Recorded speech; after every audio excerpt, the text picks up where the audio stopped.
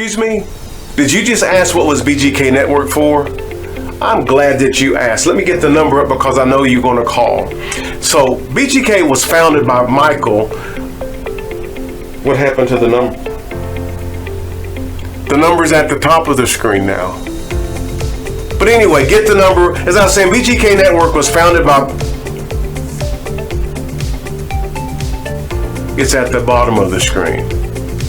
Really? Really? Okay. I'm sorry for calling you Michael. Apostle, just put me back where I can talk. Just put me back, please. Wow, some people are so sensitive, right? But seriously, what you just saw was a sample of what Apostle Michael Dulaney and Evangelist Tiffany can do through virtual ministry with BGK Network. They founded BGK to help people like you and myself to put the gospel out around the world.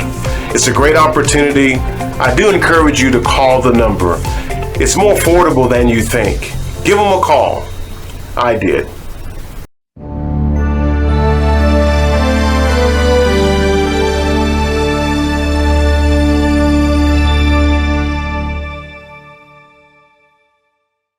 Three, two, one. Here we go!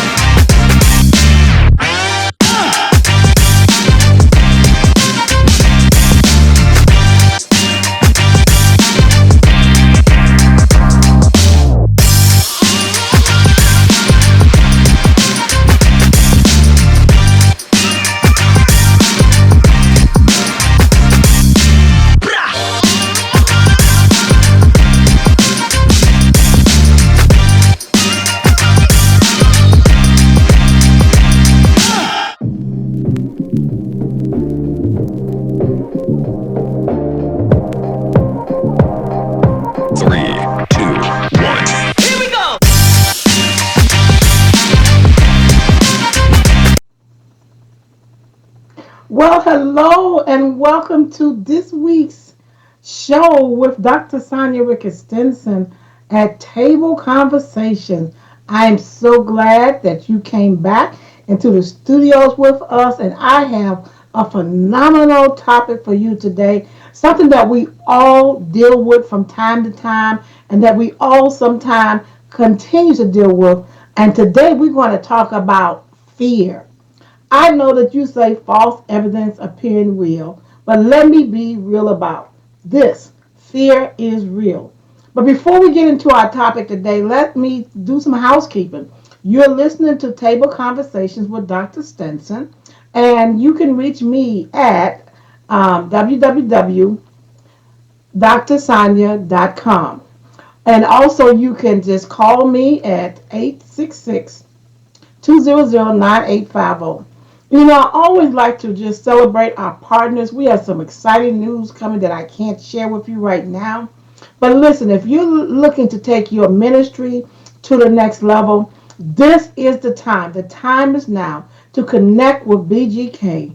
Our producers are sitting right now waiting on your call. This is a year. You know, we're 6 months into the year, and many of us have set goals and objectives. And maybe you have set the goals that I really want to do my own TV show. We're in so many countries, so connect with BGK. Our producers are waiting on your call. That is bgknetwork.org. Just connect with them and someone will definitely get back to you. Also, you can download any of our shows right now from our YouTube channel. And so if you have YouTube, please go to YouTube and you can listen to any of our broadcasters at any time. So those were the housekeeping, and I just wanted you to get the housekeeping out of the way. I want to talk today about fear because being as transparent as possible, I used to deal with fear. You know, last time I came on, I talked about imposter syndrome. And I am definitely going to be writing a book about that. But I wanted today talk about fear because I know that the old cliche that many of us who are Christians, false evidence appearing real. But let me be real with you. Fear is real. Let's acknowledge that fear is real. And we might not be familiar with the acronym false evidence of fear and real, but let's be real. Fear is real. And so, what is this thing about fear? Fear can do so much to us in a ways that we maybe not know. So, fear can be a great way that we sometimes have a stumbling blocks in our way. And so, what is fear? Fear can disturb our peace and harmony. We write that down. Fear can and oftentimes will disturb our peace and harmony. Fear can suck or sap out the vitality and energy that you have. Because when you live in constant fear, you live in constant fear. It can sap every energy. When you get up and you wake up and there's constant fear, fear will drain our nervous system and it takes our energy. And fear will produce weakness. I know from a fact that when you constantly live in fear, it can do so many things. But there is one thing I want to talk to you today about is there is good fear and there is not so good fear. I'm not going to call it bad, but I'm going to say there's good fear and then I'm going to say it's not so good fear. Now, that good fear that I have learned is the fear of God because the fear of God is wisdom. The fear we are to fear God, we are to fear God. He is the Almighty. But I don't want to go into that fear because everybody should fear God, the Almighty, the one who created us. But I want to talk about the two kinds of fear. Now, natural or rational fear, when there is a threatened situation to endanger your life. So the two type of fears I'm going to talk about is the natural fear and unnatural fear. What is natural fear? I just gave it to you. Natural fear or rational fear when there is a threatened situation that endangers your life or my life. Unnatural fear or unusual fear, which usually have no reality, no objective. So, briefly, as we look at the origin and the purpose of fear, let me give you some nuggets as I was studying this. Fear is an emotion that can exacerbate the extent of an event or an issue or a problem which surrounds you. Fear is something that can exasperate to the extent of an event or an issue that is around you. And also, fear can leave you with emotional scars, emotional stains throughout one's lifetime. Write that down. Fear can lead to emotional stains, emotional scars throughout one's lifetime. Fear is often used as a source that leads to the motivation for power and control over something or someone. Yes, it sometimes people use fear to control us, to make us do what they want us to do, to so oftentimes make us think how they want us to think. And that is unhealthy fear. It is unhealthy fear. And so as I was studying this topic, I really began to talk about and look at myself and what has happened with me that intrigued me a lot about this topic. Because what I learned is that everyone, in some form or fashion, is born with fear. But what we want to do today is we want to learn how to dismantle fear. Our topic for the next 2 weeks is going to be learning how to dismantle fear. And dismantling fear is a personal choice. It is a personal choice. And being transparent, as I always am, I had to learn to dismantle fear at a very early age. And you say, well, how did you do that? Well, at a very early age, I make it no secret that um, I had a speech impediment. And I allowed that fear to keep me for years and years from out trying new things or stepping up. What happened to me as a little girl, oftentimes kept me from moving to where I believe God wanted me to. One of the things that I learned is that the seed of fear may lie dormant during one's childhood within the self-conscious of the mind. I believe that as I overcame fear, that self-consciously I would always take a back seat because of the fear, as I often talk about, of being laughed at. So first of all, as a little woman, a girl of color, with some challenges at a very young age and some undiagnosed speech impediment or disability, not fully understanding or being aware in elementary school, I could not speak, and so I was put back 2 grades. And here I see my siblings moving forward, and I was sitting back in the same grade for 2 semesters or 2 years. That instilled fear in me because my teachers would often tell my parents she would never be able to learn. It would be very difficult for her to learn. But I thank God that I overcame those challenges. Let me be real. I was bullied. Oh no, I was so bullied that my twin sister had to step in one time. This girl was really big. But I was going to fight her, but I was shaking. But we don't talk about fighting, but I was going to fight her. But I was very afraid because fear was in my unconscious. It has really affected me. And so when I learned to dismantle fear, first of all, when I learned to identify what was going on. So one of the things in dismantling fear is that you have to be willing to identify what you are fearing. Write that down. You have to be willing to identify what is holding you back.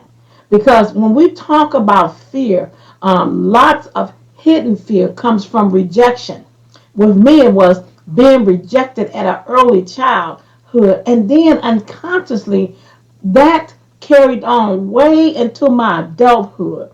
So as I speak loudly about it now, not reading out loud, but now I read out loud, not feeling accepted. Fear will have you not be feeling accepted. Fear will have you trying to be like others, even when you're different. Even when you're different. And so we have to learn that fear is something that we can dismantle. But what I do want you to understand is that no matter what you say about the old cliche, false evidence appearing real, yes, the Bible says that He has not given us the spirit of fear, but of sound mind. But in the generations and in the dispensation that we in, everyone at some form faces some type of fear. If that's the fear of rejection, the fear of not feeling belong, the fear of hurt and disappointments that have affected you throughout your lifetime, that has prevented you from moving forward or even trying new things. And so, how do we dismantle fear? Well, this is part one of how I've learned from a personal being as transparent as I can, as to how I have learned and continue to dismantle fear. Today, while I was at my office, we got some astounding news that I cannot share. And immediately I tried to go into a stressful and a fearful thought. But then I got up and my own self, because I was in my own self, and I got up from my desk and I said, well, we need to find out what happened and how to rectify it. Because what happened is I was sitting there, fear was setting in. Oh my goodness, how are we going to survive? Oh my goodness, why did this happen? Oh my goodness, we're not going to have enough of this. But then I had to get up from my desk and say, I'm not going to allow this to keep me in fear or to keep us from moving forward in the quest for us as we help individuals who are homeless. And so, right then and there, one of the things that I have learned in this dismantling fear is I had to learn to redirect my fear.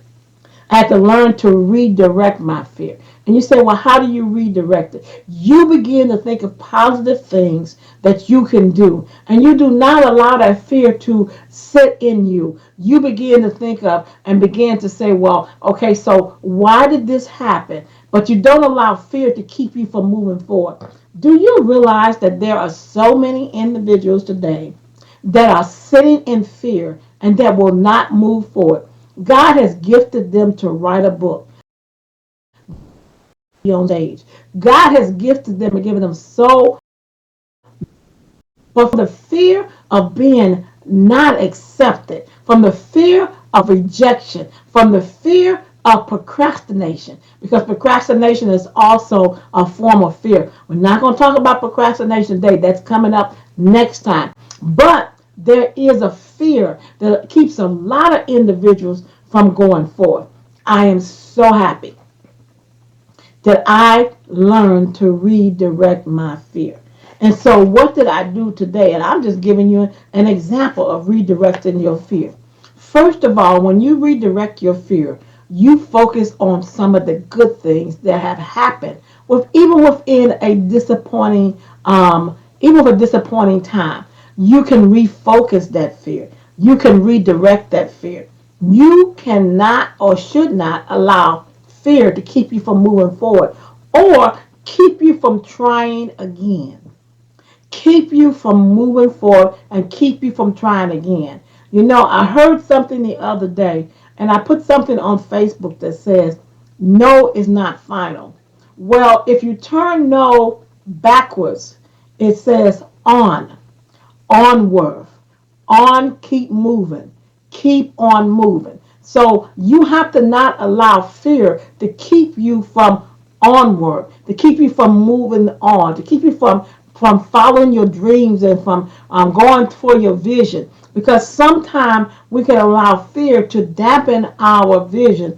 One of my friends often say to me that there's so many talents that go to the grave and so many visions that are buried in the graveyard because we allow fear to keep us from moving forward. Yes, it's sometimes you're sometimes different, and different is not bad. Write that down too. Different is not always bad. Sometimes being different is good because you are within a crowd where everyone's not doing what you're doing. Now, let me interrupt you so you can let me go to station identification. Let me tell you that you're listening to Dr. Sonia at Table Conversations on BGK Network. And as I always tell you, this is your time. This is your season. This is such a season right now for you to birth off out your dream and begin to up level your ministry, up level your program, up level your women's ministry. And so if you're looking to up level and find a place, a great place where the producers will help you up level, it is time for you to join the family of BGK Network. And our producers right now are sitting there waiting on your phone call or waiting on your text. You can get in touch with us at www.bgknetwork.org. Do not delay. Do not allow this year to end. And you know in your belly that you have been having the vision to come on to a live TV show.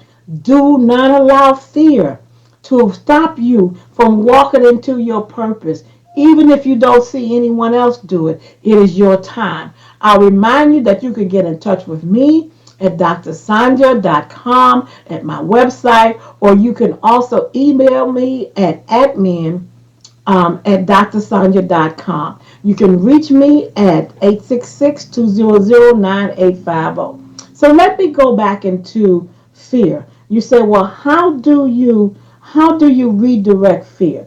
Well, let me tell you how I've learned to redirect fear. So when I redirect fear, I don't let it settle in me, and I give it 3 days. So I give it 3 days to determine, okay, what is the next steps? What do we do next? And how to resolve it so that we don't find ourselves back here next time. So I give it 3 days, which means that I am sitting and I'm praying and asking God for direction and asking God, well, what do we do with this? How did this happen? But I will not allow fear to keep me from moving forward. I have a friend right now. He's a very good friend. And that person has allowed fear for even to try anything new, because fear will keep you from trying anything new. And what you will find out is that you miss opportunities. You miss opportunities because you will not try anything new. So redirecting your fear means being willing to try some new things, to try some things that you have not done. The other thing that I want to talk with you about fear is that you must learn to rewrite fear. Yes, I said rewrite it. You can rewrite fear. To rewrite fear means to rephrase it or to edit it. Rewrite it, it means to rephrase it or to edit it. To rewrite fear means to rework it or reword it in some way. To rewrite it is to rework it or to reword it in some way. To rewrite fear also is to write something different. I work with a number of anthology projects, and I often hear individuals say, well, I just don't know if I can write. I'm so fearful. Who will read my writing? The point is that you were called to be an author. Just write it. Somebody will read it. And so when you rewrite or rechannel fear, you channel it differently. Today I had to channel some fear differently. Today we got some extraordinary disappointing news, but I had to channel it differently. I had to do some networking. I had to do and change the trajectory of what happened and ask myself, okay, what are the next steps? So I began to rewrite the fear. I learned how to renegotiate. You say, well, how do you renegotiate fear? Well, you renegotiate fear by not allowing it to take you out or to believe that that is the final word. And so I told one of my staff, this is not the final word. There is a way to renegotiate some things. So what did I do? I did not allow it to just settle. And I'm saying that more often than ever because I've seen fear taking everybody out of here. Do you know what fear will do? It will have you with poor health. When 10, 15 years ago, and I can be transparent, I continually to live in fear. I did not return to school until I was a little older because I had in the back of my mind my disability challenges and everything that I heard that I would not do. And so what did I do? I renegotiated that. I went back to school and I earned the degrees that I had a desire to earn even as a little child. And so when you look at fear, you can renegotiate it. One thing today I did as I challenged fear, I talked it out. Everybody needs somebody.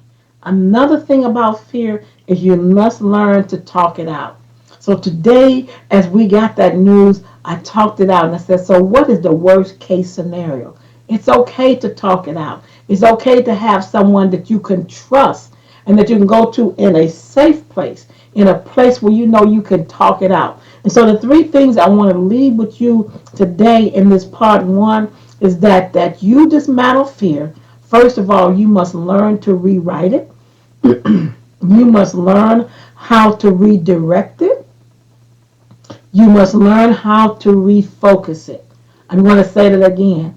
When you are learning to dismantle fear, and let me be clear, fear does not leave just because you dismantle it one time. We face fear every day in some point of our life. You know, I told someone that they said, well, you should be able to speak. We don't want to get too much up there where we don't fear and we're not humble enough to say, this is a little scary. I'm in a new territory. That's why I say some fear is good.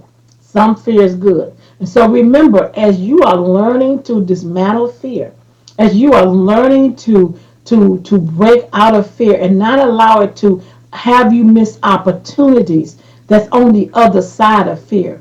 The first steps you must do is learn to rewrite it. You must learn to redirect it. And you must learn to refocus it.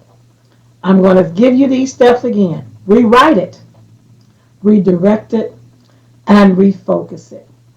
I want to thank you for listening to part one of this matter of fear. This is Dr. Sonia Stinson with Table Conversations on BGK Network. Remember to connect with us, looking to uplevel your ministry, whether you have a marketplace ministry or a ministry in the church. This is the place you need to be. Get in touch with BGK. Our producers are standing by right now. www.bgknetwork.org. To get in touch with me, you can go to my admin at drsonia.com, or you can just email me at Sonia at drsonia.com. I thank you for listening every year.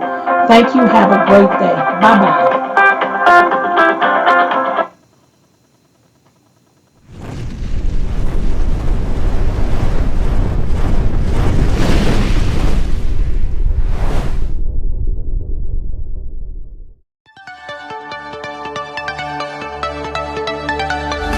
Matthew House comes from the scripture Matthew 25 and 35. I was a stranger and you took me in. I was hungry and you fed me. I was thirsty and you gave me drink. I was in prison and you came to visit me. That's how we developed Matthew House. Three African American men who had the compassion and the love of people who are all veterans. My name is Dr. Sonia Ricketts Stinson, and I am the Executive Director and the CEO of Matthew House. Right now we're in the common room, which is also named as the day room. This is where most of our clients eat during the daytime. This is where they can watch TV. This is where they can socialize. Hi, my name is Kirsten Dickens. I work as a nurse practitioner and one of the providers at Heartland Alliance Health. So here, Heartland Alliance has a number of outreach sites around the city, so linkage agreements with certain sites where we take our typical outpatient clinic model and bring it in to specific outreach sites, Matthew House being one of them. Or they can go and get their public entitlement benefits, or helping with a storage bin, supplying the blankets, or supplying the toiletries. Cleaning supplies is something we take for granted. Other things that we have to get done. There's building maintenance that we have to take care of. There's the supported service, that's the program staff who have to definitely be here from 12 hours a day in order that the individuals are not in the heat and they're not in the cold. So we need your help. We need your financial support. We need volunteers. You can go to our website at MatthewHouseChicago.org. There's a donation button, but most of all, we need funds. We need all that we can get to fix this building because these people need a place to be. And I'm glad I'm here, and I will continue to be here until I'm not here anymore.